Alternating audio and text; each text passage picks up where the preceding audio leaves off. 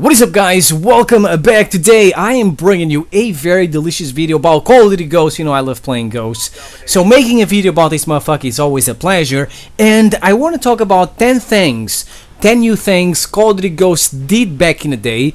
Innovation, you know, some things bigger than others, but people just didn't really cared about it, I guess, or they were focused so much on hating on the game that they forgot about all these little things Call of Duty Ghosts did for the first time in Call of Duty. Now, I'm not talking about the AI fish, right?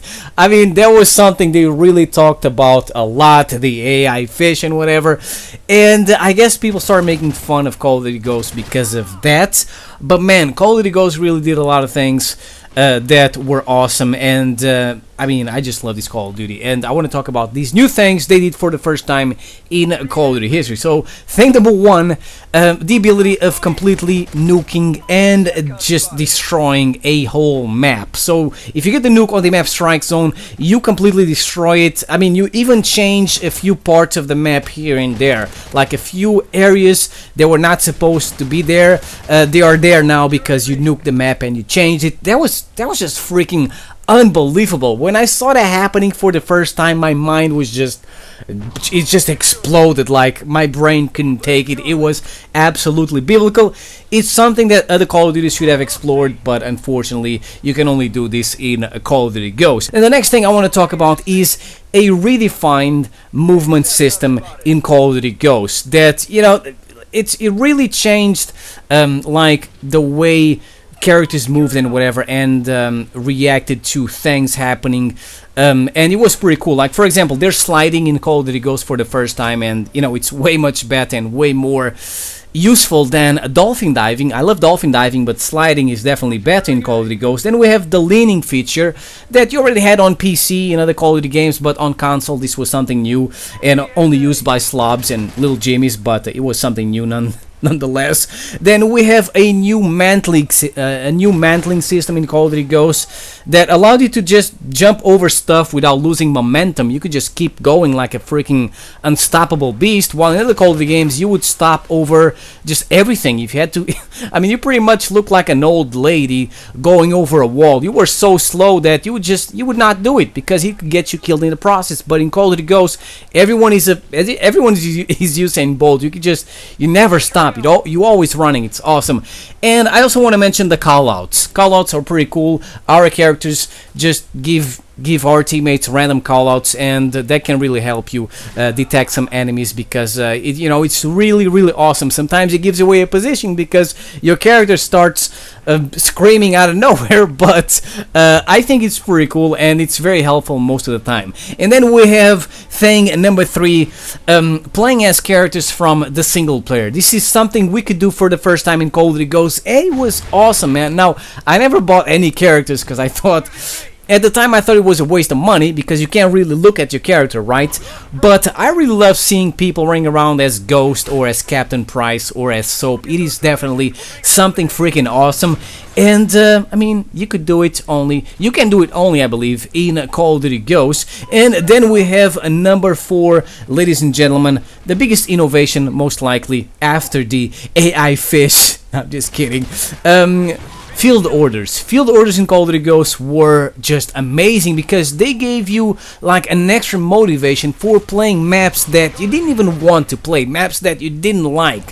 So if you were able to complete a field order, you could either get a normal assault kill streak, or you could get a special kill streak, a Predator or Michael Myers or a Harrier or an AC-130 or 2 Ghost Pirates or Snow Beasts or a pack of wolves. I mean, the field orders are so freaking amazing in Call of Duty Ghosts, and they are just really fun. And they really gave Call of Duty Ghosts a super big variety of kill streaks. Call of Duty Ghosts is probably the Call of Duty game with the most kill streaks ever, because you have the assault kill streaks, you have the support kill streaks, and then you have the special kill streaks that you can get from the field orders. And then we have thing number 5, a new and very delicious prestige system. In Call of Duty Ghosts, prestiging was so much fun that I am almost prestige 10. I'm almost max prestige, and before Ghosts I think my best was Prestige 7 in Call of Duty Black Ops 2, only because I wanted to get that awesome Spartan emblem. Then I just stopped there. That's the only reason why I Prestige in Call of Duty in Black Ops 2, and it was torture, man. I would not do it again for that Spartan emblem. But in Call of Duty Ghosts, it was fun because they gave you rewards for prestiging. At Prestige 5, you would get the gold knife, and at Prestige 10, you would get the gold fully automatic PDW. Not the best rewards of all time, but hey, they were pretty unique and also pretty cheeky. And another thing I love about this prestige system in Call of Duty Ghosts is that if you want to go back and play as Prestige 5 or play as Prestige 4 because you like the emblem of Prestige 4 or whatever, you can just go back and play as Prestige 4.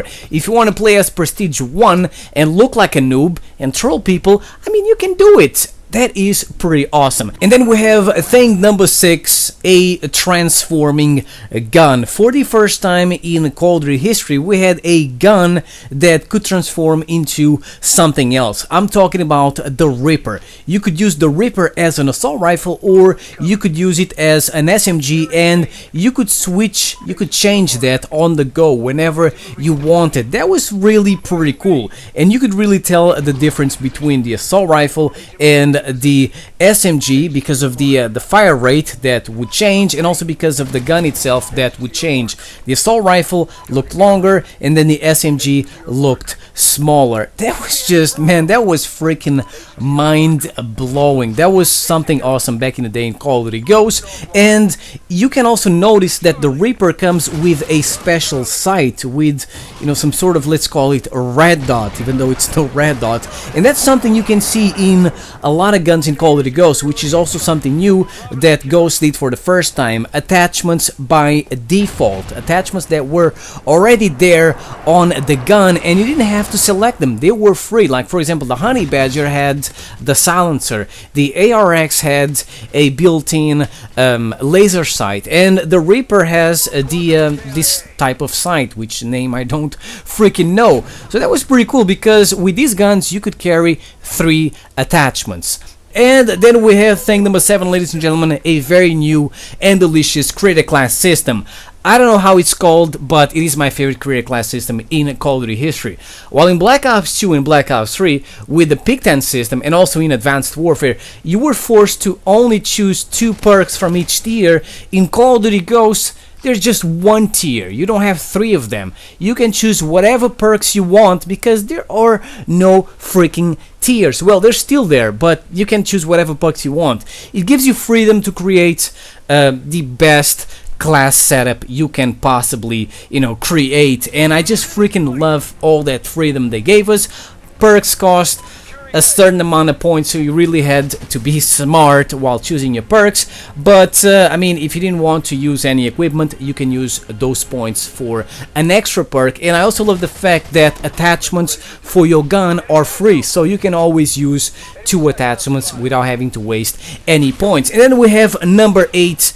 It's about kill streaks. No, as I already talked about, Call of Duty Ghosts has, you know, some special kill streaks in the field orders. That is pretty cool. But they also innovated in terms of, you know, other kill streaks. Like, for example, for the first time, we're able to use a chopper to control a chopper and snipe at the same time. That was pretty cool. You could also be inside the Juggernaut suit and be inside the helicopter as a Juggernaut while sniping people, which is pretty cool. I mean, you can have guard dogs fighting each other, squad mates fighting each other, AI Juggernauts fighting each other.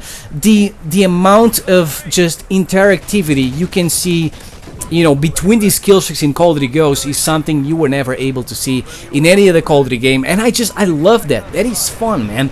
But I want to mention one kill streak, you know, that is just amazing in Call of Duty Ghosts. One kill streak that played the objective for the first time, the support squad mate. Before the support squad mate, you didn't have any kill streak that would follow you around and help you play the objective. If you were stuck in a team full of Lil Jimmies in other Call of Duty game, it would be a certain defeat. But in Call of Duty Ghosts, if you had the squad mate, you still had a chance of winning that game. I mean, the squad mate is amazing. He follows you around, he kills motherfuckers, he tries his best, he captures flags with you in domination, he takes tags on kill confirmed. I freaking love the squad mate. He's the best support kill streak of all the time. And I also want to mention kill streak camos. For the first time in Call of Duty history, we were able to put a camo in a kill streak. It was on the guard dog. You could have it as a wolf. You could put the wolf camo on it, which made the guard dog look more badass, more terrifying. You know, that was pretty cool. But I'm not even talking about this type of camos, right? This is something that should have been explored in other Call of Duty games. And then we have thing number 9, a penalty for panic knifing. Now, Call of Duty Ghosts didn't remove panic knifing. It didn't make it worthless, right?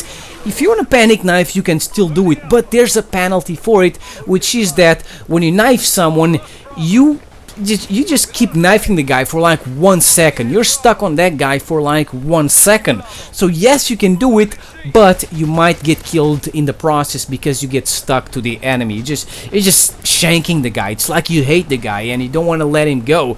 And in other Call of Duty Ghosts, in other Call of Duty games, I mean, you would just, you know, quickly stab someone and keep going. In Call of Duty Ghosts, that doesn't happen, and I freaking love that. And that's why you don't really see people panic knifing that much. It still happens, but not as much as in other Call of Duty games. And finally, I just want to mention Extinction, which is absolutely awesome. I love chewing bubblegum and the kicking alien asses because that's what I freaking do. I love, you know, the aliens are more fun than zombies. Zombies are freaking stupid, man. You can get to round 100, round 50, okay, round 50, right? Let's be humble. You can get to round 50 on most maps, and it's just boring because zombies are dumb as shit. You just run around in circles, and they're just stupid. Aliens move all over the place. The game mode is more fun because it has an ending. You play for like an hour, kind of depending on how fast you are, and then there's an ending. You don't play till round 100, which is boring. And you can use kill streaks, you can scavenge attachments for your guns. There's a lot of things you can do on Extinction, which is a lot of fun, and I freaking love it. So there you go, ladies and gentlemen. I hope you guys enjoyed this video. I will see you next time. Peace out.